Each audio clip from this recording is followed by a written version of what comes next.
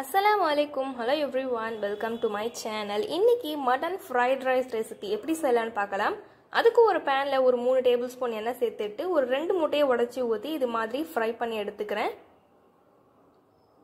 இது மாதிரி வெந்ததுக்கு அப்புறமா எடுத்து ஒரு பவுல்ல ட்ரான்ஸ்ஃபர் பண்ணிக்கிறேன். அதுக்கு அப்புறமா அதே panல ஒரு கொத்து கறிவேப்பிலையும் சேர்த்துக்கிறேன். வெங்காயத்தை இது மாதிரி கட் பண்ணி எடுத்துருக்கேன். அதையும் இது கூட சேர்த்துட்டு ஒரு டீஸ்பூன் இஞ்சி பூண்டு பேஸ்ட்டும் சேர்த்து வதக்கிக்கிறேன்.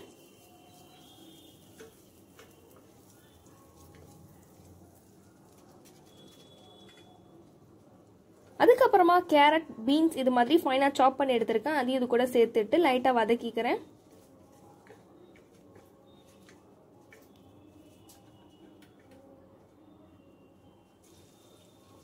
இது கூட ஒரு அரை டீஸ்பூன் உப்பு சேர்த்துக்கிறேன்.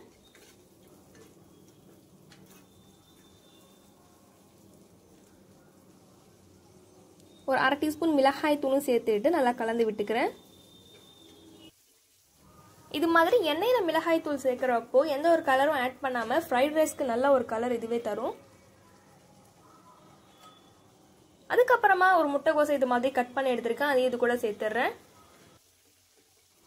அதிகமா முட்டைக்கோஸ் வெந்துடாம லைட்டா ஃப்ரை பண்ணி எடுத்துக்கிறேன்.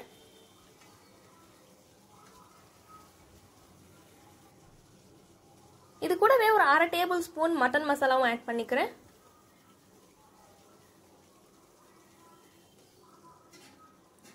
இது மாதிரி ஃபைனா சாப் பண்ணி வச்சிருக்கிற கேப்சிகமும் இது கூடவே ஆட் பண்ணிக்கிறேன்.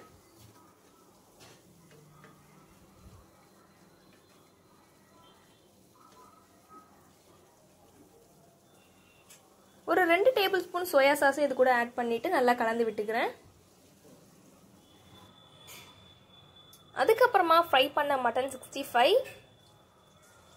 நம்ம ஃப்ரை பண்ணி வச்சிருக்கிற முட்டையும் இது கூட சேர்த்துட்டு கலந்துக்கலாம்.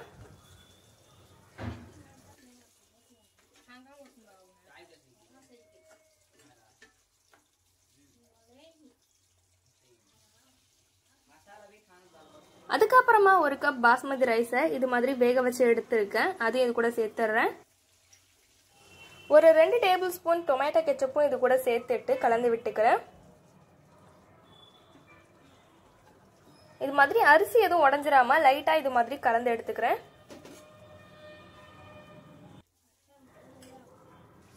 இது மாதிரி எல்லாமே கலந்ததுக்கு அப்புறமா ஒரு அரை டேபிள் ஸ்பூன் மிளகுத்தூள் சேர்த்துக்கிறேன்.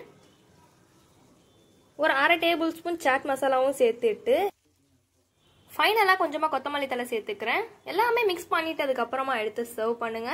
இந்த ரெசிபி உங்களுக்கு பிடிச்சிருந்தா லைக் பண்ணுங்க, மறக்காம சேனலை சப்ஸ்கிரைப் பண்ணிக்கோங்க. தேங்க்யூ.